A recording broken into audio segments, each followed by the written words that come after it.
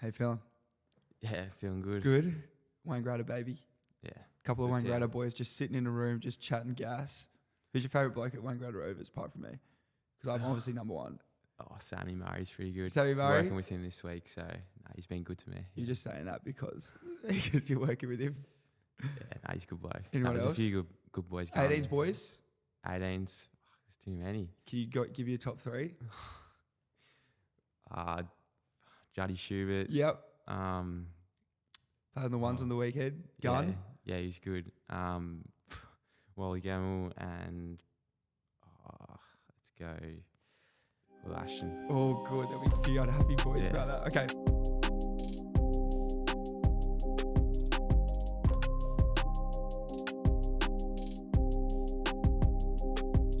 Ladies and gentlemen, welcome back to another Prime Potty. I'm on a grind at the moment. I'm getting all the future AFL superstars into this room, which is making me very, very happy. But it's also giving you guys out there so much information of the next gen and also probably the next people that you're going to see all across your TV screens. Very, very hopeful for that. Today, I've got Darcy Wilson on the pod. He is an absolute superstar, actually a Wangaratta local, I believe. So we do play a little bit of footy together. We actually haven't played yet together this year. Darce, how are you, my friend? Yeah, good. From yourself? Very well, thank you. Are we going to get a chance to play together this year at any stage? Oh, hopefully see this week. Yeah. Train tonight, see how I go, and then if not, hopefully finals, yeah. Mate, can't wait. Can't wait to see you back in the brown and gold. You played a little bit last year. You did have a him moment in the semi-final, I believe. Can you talk me through what happened there? Yeah, so probably the only thing I did all day. Didn't really go near it, but just kicked a goal late, which was pretty nice to put us back in front, and ended up winning. So that was. So you were the catalyst, weren't you? Oh, a little bit. Yeah, a little bit. Well, it's absolutely fantastic to have you on the potty. I think that early on you were probably touted as a top 10 pick. I think now that in Cal Toomey's form guide, you're sitting at 15, I believe, in the most recent one. Is that true? Yeah, around that mark. Yeah, around that mark. So that's extremely exciting. You had some fantastic games this year, which we'll get to for the Bush Rangers, for Vic Country as well. So I can't wait to see where you go on the draft. But I'm also really excited to kind of pick your brain a little bit today on who the person is that you are and also how hard you work, because I've seen a lot of back-end stuff. Every time I'm in the gym at Wangaratta, this bloke is there, or he's on the running track, or he's doing something to better himself. So I would love to get into that. But speaking of the gym, we start off every podcast these days with a blind ranking. So without knowing what comes next, I hope you're not looking at my body, my thing. Blind ranking. I'm going to give you 5 gym exercises, and I want you to rank them on a number of 1 to 5 without knowing which comes next. You ready to go? Yep. Very good. All right, we're going to start off with squats. Squats. 1 to 5. Do you do many squats? Yeah, I do a bit. Mm-hmm. Legs are important, so I'll go 2. 2 on the list. Yeah. Very good. I like it. Next up, we're going to go shoulder press. Shoulder press. We'll go 4. 4. You like shoulder press? Yeah. Not sure. What's going to come next. Let's go with pull-ups. Love pull-ups. Great bodyweight exercise. Very good for footballers. But you might rank at 5. So. Nah, I reckon probably my weight, the best thing I like to do. So probably number 1. Number 1, pull-ups. Yeah, I really like that. That's a fantastic ranking for pull-ups. Then we've got bench press. Can't go 5. So probably 3. Yeah. Yeah, got to go at 3. And then finally, deadlifts. Yeah. Got to have it at 5. Got to have it at 5. Are you happy with that ranking? Yeah, it's actually not too bad. It's a good ranking. Yeah, Very good. Yeah. Mate, let's get into kind of some of your gym, workouts and training, because every time, like I said previously, that I do go into the gym in Wangaratta, you seem to somehow be there. You're either in the gym or you're working out in some way. You might be in the ice baths as well. So can you give me a little bit of an insight into what a week in your life looks like now and how much training you're doing to hopefully be that first round pick? Yeah, so in season, it's pretty different to obviously pre-season, but lucky at school I get to gym at school, so I'll be doing gym at school 4 times a week, which is real beneficial for me. And then outside of school, I'm pretty lucky. I have an S&C coach in Tim Madden, and I'll go to him once a week in Albury. He does all my power, strength, and do that. So, and then probably another 3 times a week after school. So looking at 6 to 8 times a week. Huge. And then you're doing ice baths and that sort of stuff as well? Yeah, recovery, is massive for me. So pretty lucky at the Gateway, like have the sauna and obviously Wendy. Shout out to Wendy. Shout out to Wendy. She's done well there. So try and get in the cold water or a sauna, which has been awesome for me. So will you be down to the Ovens River with me on Saturday morning, or not for you? Nah, I might have to, bro. You might have to. Brody Paul's been grinding, so I might have to get down with him. He's a legend. He has been absolutely smashing it. He's he's gotten super shredded. So shout out to him for that. Yeah. He's catching up to you. Yeah, I think he's got me covered. Mate, so you're hitting kind of 8 sessions a week, and then you're also kind of doing footy training in between that. So how many sessions are you doing of footy? Yeah, well, Murray Bush Rangers train on a Wednesday, so full training with them, and then I go down to Rovers Tuesday, Thursday, and whether that's just maybe doing some set shots at goal or just some craft, just little sessions like that, try and fit in. So try to go down the local.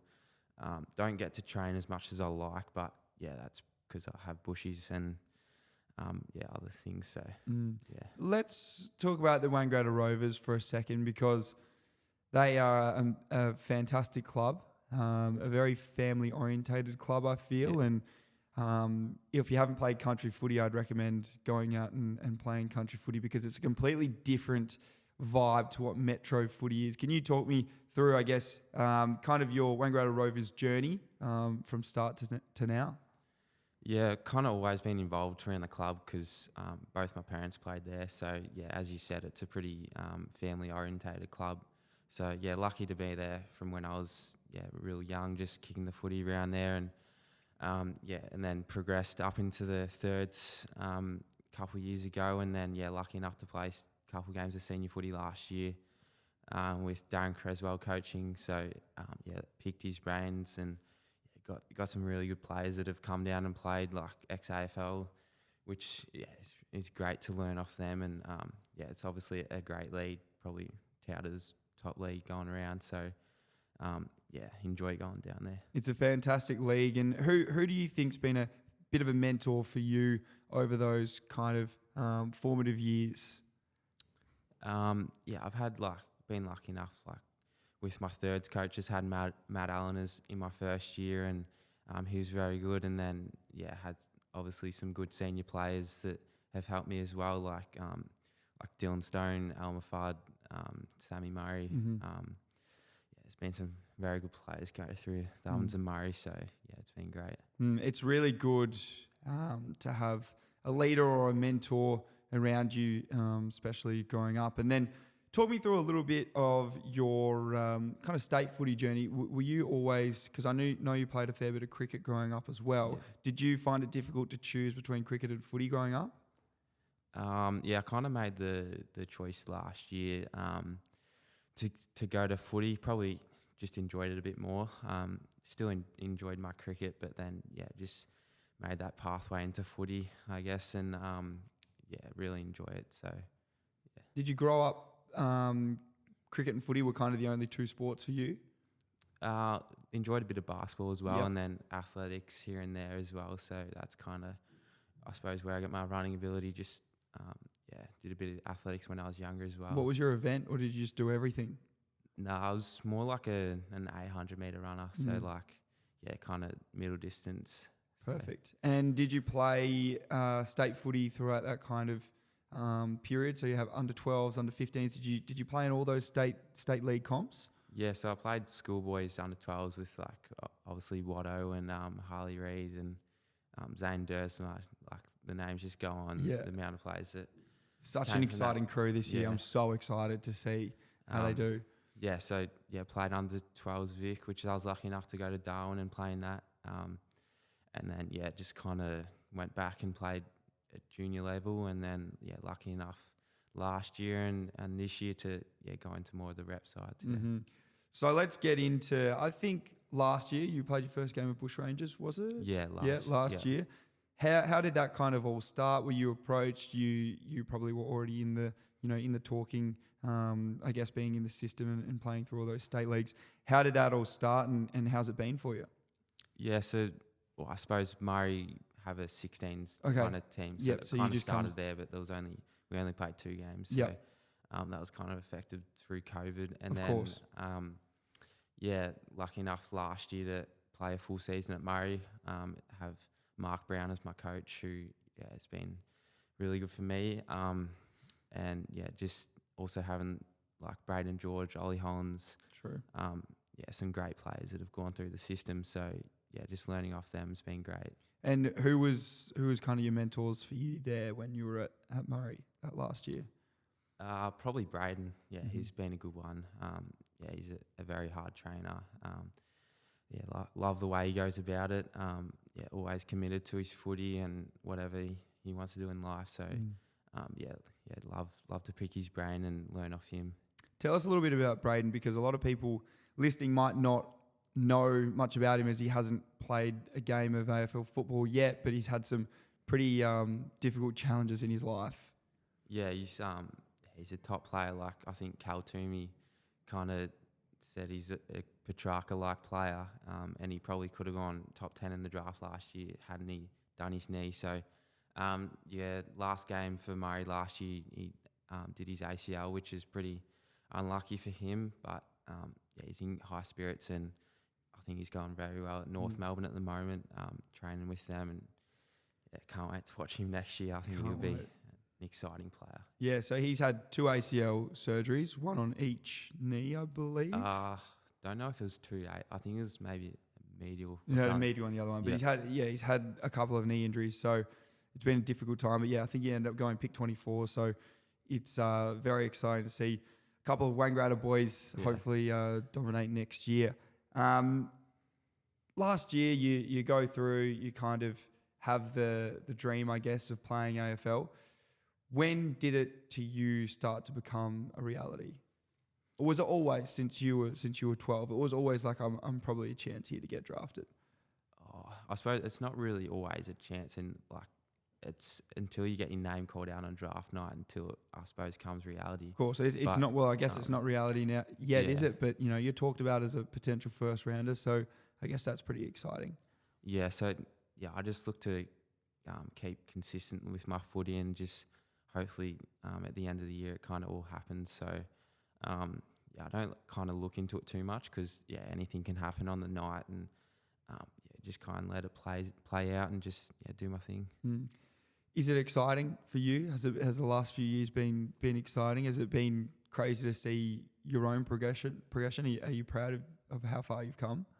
Yeah, I suppose this year's been massive for me. Obviously, been involved with the AFL Academy, which was unreal experience, and kind of playing on AFL Grand Final last year in the Futures game, which was pretty cool as well. So it's just been last couple of years been pretty exciting with all the footy, but just try and stay in the moment really. This year's been crazy for you. I've seen a lot of stuff on shout out to Baseline Footy, because I see a lot of stuff of you on there just dominating.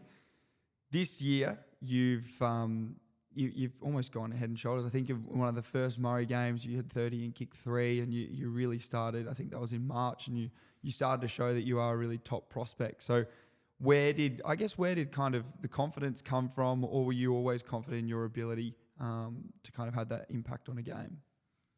I suppose I've always kind of been confident going through like junior league, and that just played some alright footy. So just back my ability in, and just at the start of the year just set out a few goals of what I wanted to achieve this year, which has been really important for me, and consistency was one of them. So massive for me. Just try and be consistent as I can every week, whether that's on and off the field. So just try and do that throughout the year, and see where I end up. What kind of a player are you if you could compare yourself to someone past, present, in the AFL. For those that might not know the style that you play, who would you kind of compare yourself to, or who do you aspire to play like? Yeah, I kind of look at a few players. Like, love the way Sam Walsh plays. Like, I suppose he's more of an inside mid compared to me, but his running ability and ability to win the ball and getting good positions, look up to him a lot. As well as, like, I don't know, Connor Rosie. Love the way he plays with a bit of zip and a bit of flair, and love watching him. Even like this year, watching Josh Dacos on a wing. Yep. His ability to find the ball was crazy. So, yeah, look up to those three players. How tall are you?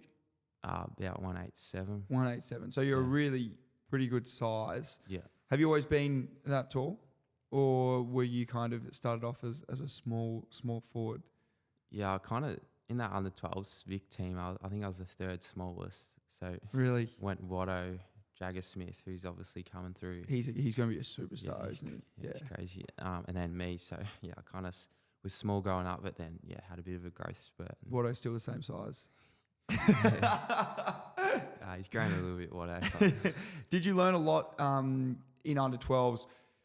Being that small kind of player, it taught you a lot of what you've probably still carried out now to being 187 centimetres. You still carry over those skills and that craft.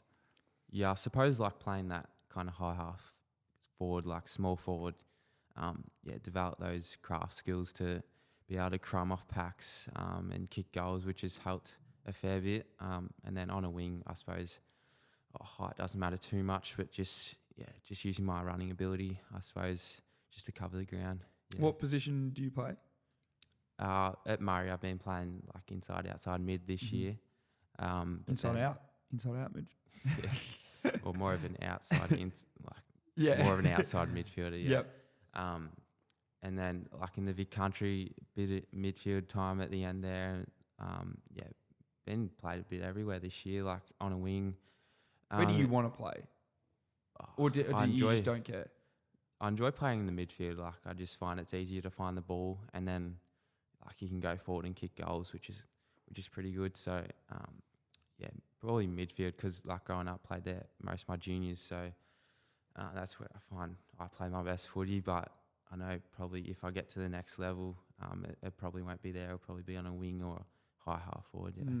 You were averaging, I think 26 and 2 for most of the season in the Coach League. How do you manage to kind of get forward and not only get your hands on the ball a lot, but consistently kick goals as well? Yeah, I suppose my running ability helps that. Like just getting away from stoppage, try and be first in, first out of stoppages, which helps me kind of go forward. And then, if there's a forward stoppage, I try and be in that and just use my forward craft to try and kick goals. So running ability helps a fair bit. Just trying to burn past all the mids and try and sneak a goal or two. So, that's definitely helped me out. What would you say has been the most exciting part of your career so far? Would you say playing for Australia? Yeah, Australia's cool. Obviously got to train at Richmond for a week. Yep. Those two experiences were pretty cool. Yeah. Who are the best people at Richmond that helped you kind of immerse yourself in that culture? I kind of at the start walked in and Juddy Clark took me under his wing, so he was good for me, and they all made you feel pretty welcome. Hugo Rell Smith kind of took me in as well. So it was unreal experience, like starstruck, like you walk in, first meeting Dustin's there and just like shaking your hand saying g'day, but it's pretty cool. Was Dusty nice to you? Yeah, he's pretty quiet, but he's nice. He's nice. Yeah. Richmond facilities are incredible. Talk me through how much better or how much that motivated you to be like, this is what I want to do for a job. Yeah, it motivates you heaps. Like you leave that week thinking, geez, I want to do that for a job. Like it is crazy with all the staff and the time they put into you with recovery, training. Like it's crazy.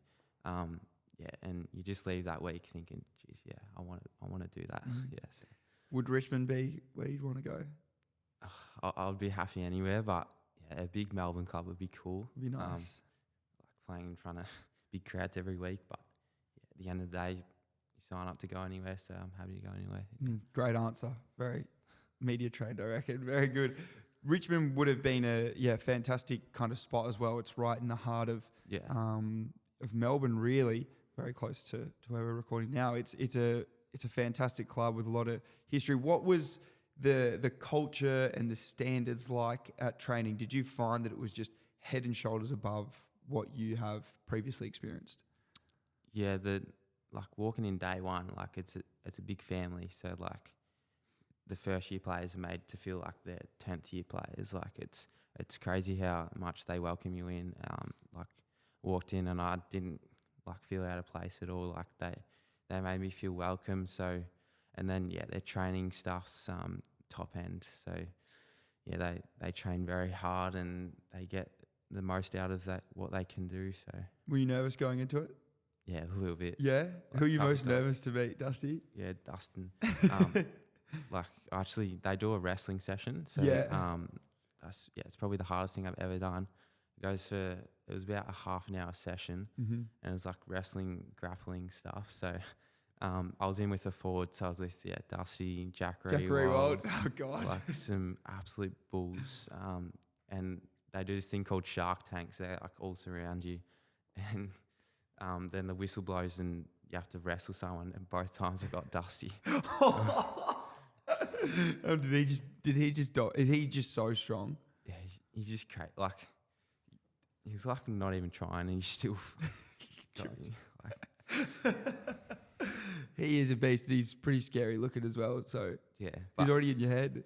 Nah, he's kind-hearted, Dusty. So no, it was a pretty cool moment though. Like you can say it's a bit of a pitch moment, isn't it? Yeah. Oh yeah, wrestle Dusty. How did that kind of once the week finished, were you like, shit, I got some work to do? Or was it like, no, I think I'm on the right path? I suppose in both ways, I think you have a bit of both. Like I felt like with my training, like on track, I felt like I was thereabouts, but maybe with sort of my physical side of things, like I could improve, obviously wrestling Dusty. Like, I don't think many players in the AFL would beat Dusty in a one-on-one wrestle. Yeah, probably could improve my strength. So yeah, in both ways, I felt ready, but then still a bit of work to do. Yeah. In your mind, did you feel like your mind was ready to go through, grueling discipline of pre-seasons and Shark Tanks against Dusty? Did you feel like your mind was ready, or do you feel like you needed that extra year to kind of get ready? Because players used to get drafted when they were 16, a lot of the time. So 16, 17. So did you feel like you could have gone straight in and done it? Or do you feel like you need another year or two? It was pretty hard. Like I was there for a week, so I felt pretty comfortable during that week. But they say it normally like hits you after a month or two when it starts to really hit you how hard it is. So yeah, I did feel comfortable in that week, and I felt like I could have kept going. But I suppose like after 1 month, 2 months, like during pre-season when it starts to get tough, like maybe that year difference might have been beneficial. But yeah, I'd be keen to get stuck into it whenever. I love it. And it's an interesting concept because we have, I guess, raised the draft age to 18 when it did used to be younger. And I think that's a lot around people probably needing to get their bodies and their minds right. Would you be opposed if they said you can draft kids now at 17?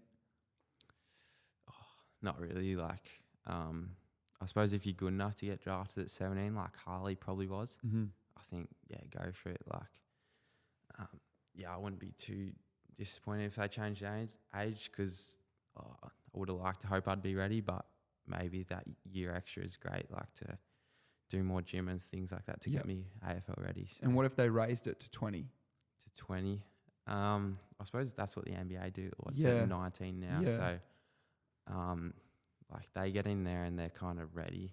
It's a different world over there, but I think 20 is probably a bit too long. Like you're itching, you're ready. You only have like on average like if you're lucky, a 4 or 5 year career, and if you're like at 20, like you're like, oh, geez, that's short. Like, so yeah, I suppose you want to get in there at 18 and have as long as career as you can possibly have. Yeah.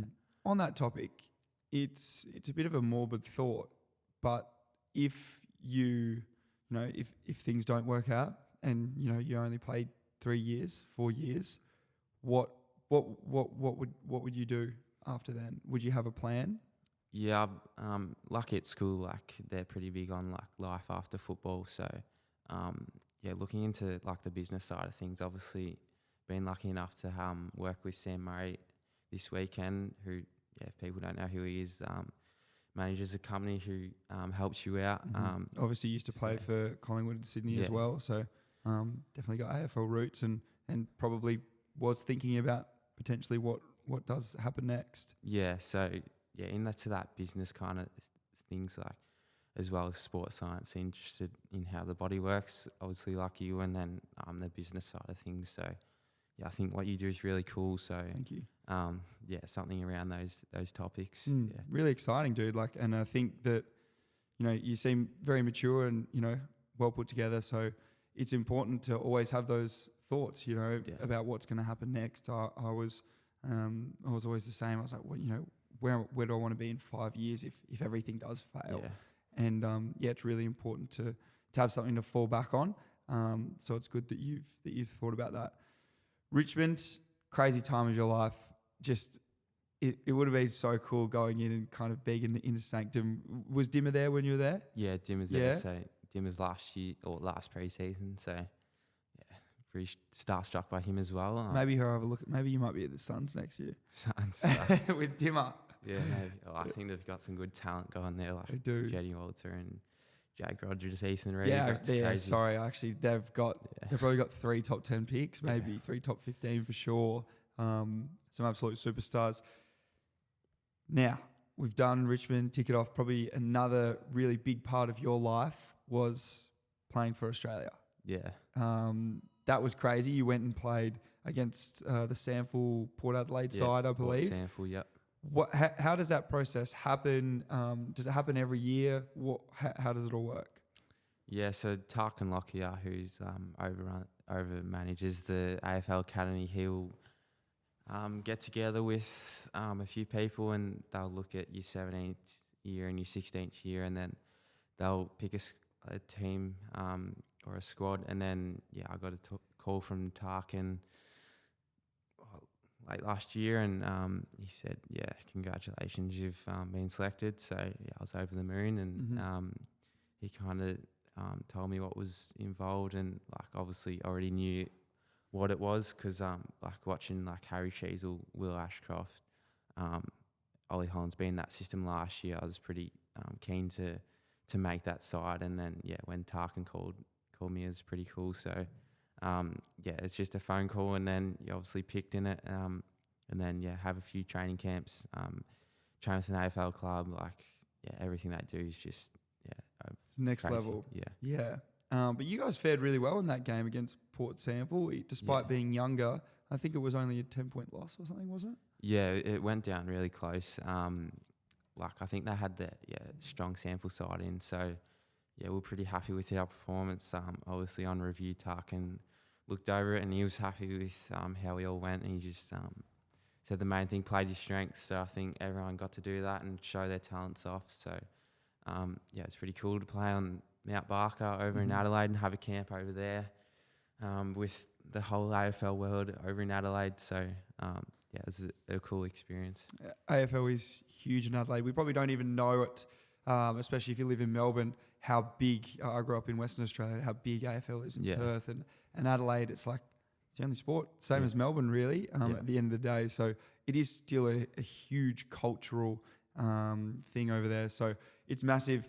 You also played for Vic Country this year in the Talent Championships. How did Vic Country go? Yeah, probably wasn't the way would have liked to go. Like obviously lost to South Australia in our first game, which probably we thought we didn't think would win, but we were kind of going in open minded, like we were going to go well in the carnival, and and then kind of going down to them was a bit disappointing. But yeah, we finished off the carnival really well. Going over to WA and beating them, which was a cool experience like that. I think we played in the Wacker and Sick. they invited like the whole town in, like opened the bar. It was crazy. Sick. Like Harley, there was a fight and like Harley's getting into it, and then like before you know it, everyone was in the fight. And then as we were running off, the WA crowd was just booing us. It was great. And like little kids holding signs up for Harley, and like, it said it's never happened before in a national carnival. So Really? like, that was an experience in itself. And then went close to the Allies, who were the benchmark team, and we They're thought, a good side. They're stacked. yeah, they're crazy. They got heaps of top end talent. So we're happy. Like obviously would have loved to beat them, but I think we came closest to them than any other team did. So happy with that. And then bet Metro in the last game, which is always good. Always good to beat Metro. It's always a bit of a rivalry. How did you go in the championships? Were you happy with your performance? Yeah, I was kind of, I suppose, mediocre. Like, I kind of started off playing as a high half forward. So it's a difficult position sometimes, half forward. You're kind of in, you're out, you're forward, you're back. The ball goes over your head when you're leading up, and then when you stay back, the ball seems to come short. Yeah. But it's one of those positions. Yeah, it's hard to like generate like consistency there, because like 1 minute you might get 5 touches in a row and be on fire, and then like you don't see it for 20 minutes. Quarter, I suppose you can relate a I bit know there, the but feeling. I started the championships as a high half forward, which was good. I enjoyed that. Obviously like kicking goals, so started there and got lucky enough to snag a few, and then later on in the carnival went through the midfield, which is probably where I was more suited to.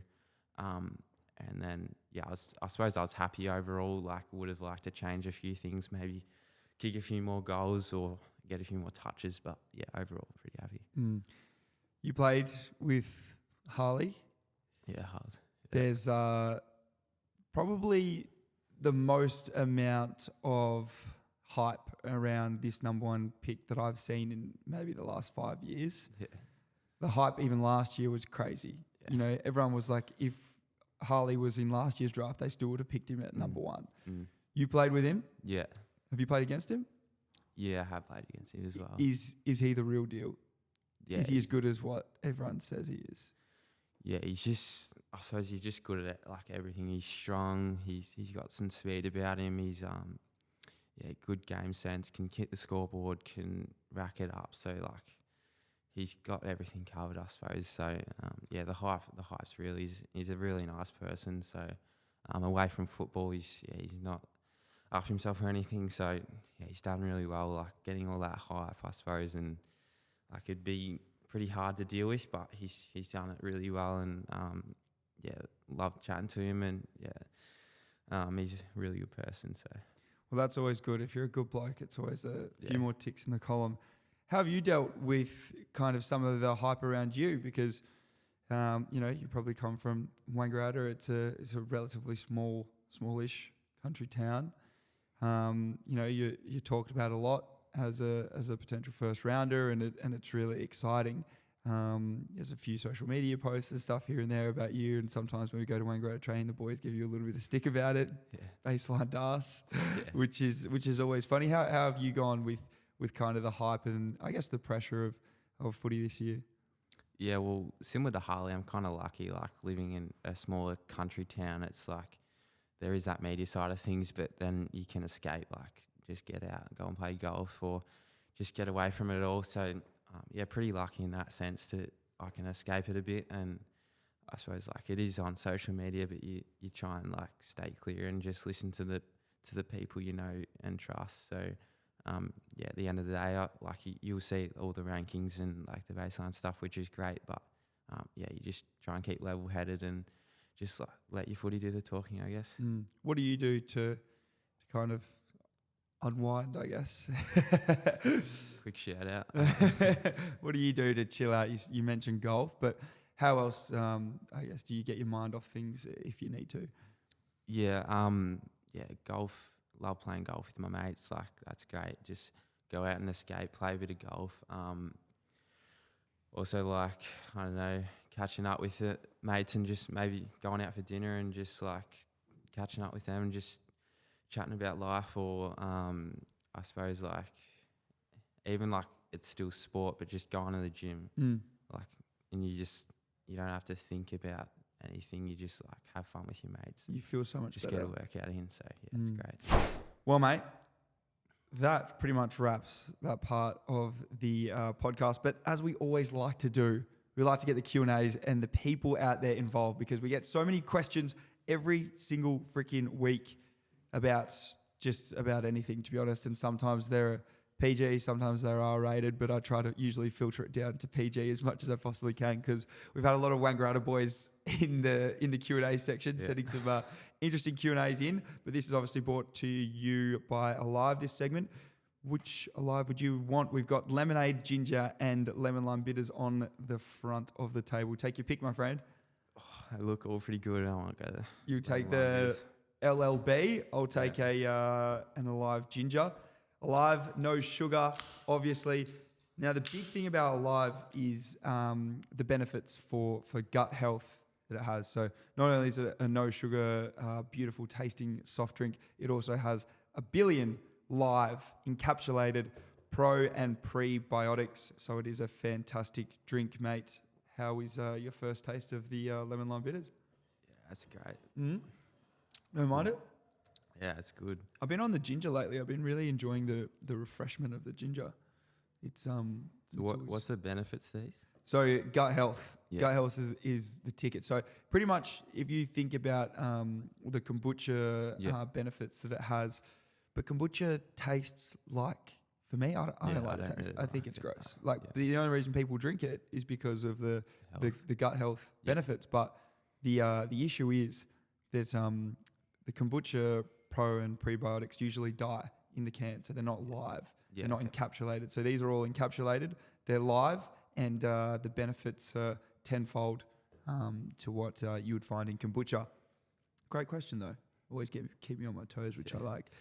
Q&A. I want to get into a bit of your off-season. What does your off-season kind of training regimen look like? Let's say you're not training for footy. It's just you a week on the training block. What are you doing? So no footy. I'll try and get a fair bit of running in, whether that's down training with Jack Bolton, who's a top-end athlete. He ran for Australia and won a 400 gold medal. So do sprint training with him, and then I might do some more endurance stuff as well. Try not run over a 1K, because I try and keep my speed in it as well. And then obviously I'll do a bit of gym as well, and then make sure I recover as well after every training session, whether that's diet or get water recovery or whatever that is. Do you have a specific program that you're set to, or are you kind of just happy to do your own thing? In off season, like my running stuff, I suppose my S&C coach will kind of put it out there, but so it's like maybe 1 or 2 running sessions a week. But if I feel like I want to do more, I'll do more. If less, I do less. But and then my gym as well. That's on Team Builder. So perfect. Which is great. It's all set out. Easy to find, and you just know what you're going to do every day, which is so much easier than rocking up to the gym like, what am I going to do? So it's good. No, that's very true. Ladies and gents, if you do want to check out, we actually use Team Builder as well for our training programs. So make sure you get onto the website, use the code podcast to get 20% off any of the training programs, also any of the merch, apparel, etc., etc. We've got a new 30-day challenge as well, so make sure you go check that out. Again, use the code podcast to get 20% off on any of that stuff. Also, new Prime Online stuff coming, which is so exciting. We're going to do a pop-up store for that. So don't miss that. Make sure you're following on all of the socials. Can you give me, please, your top 5 people? It can be clubs that you like, or it can be clubs you want to get drafted to, whatever you want to call it. Who would be your top 5 clubs in the AFL? Top 5 clubs. I suppose I'll go 1 with Collingwood. Mm-hmm. It's just a big market team, isn't it? Like they play in front of 80,000 every week. Facility's good. And I think they'll be good for a long time. Pies 1. Pies 1. Barrack for North Melbourne, so I'll go them too, and they're looking like they'll be very good in a few years with Hopefully. Sheasel, Wardlaw, Braden George. BG, I'll shout go out. them two. 3. Let's go Carlton, Carlton, again, big market massive market. and doing well. Ollie Holland's on the wing, so it'd be cool to play with him. You and Ollie on wings. That'd be good to see. As well as Sam Walsh and Paddy Cripps. 4, I'll go. Let's go Essendon. Yep, love it. I'm a Dons man, so I'd love to see what the Dons Yeah, Anzac Day would be crazy. Imagine that. Indigenous round as well. Yeah. Sir Doug Nichols, Dreamtime at the G. 5. And 5, I'll go to Tigers. Yeah, very good. A couple of Kind big of market all Melbourne teams. teams, You love but it. Yeah. That's very good. And final question that I've got. What is your pre-game meal? Is it a go-to or do you change it up, switch it up, and what is it?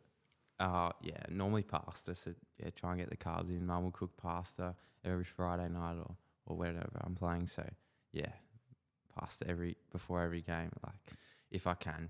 Yeah. How important has your parents been as well in your I guess career? Yeah, they've been massive.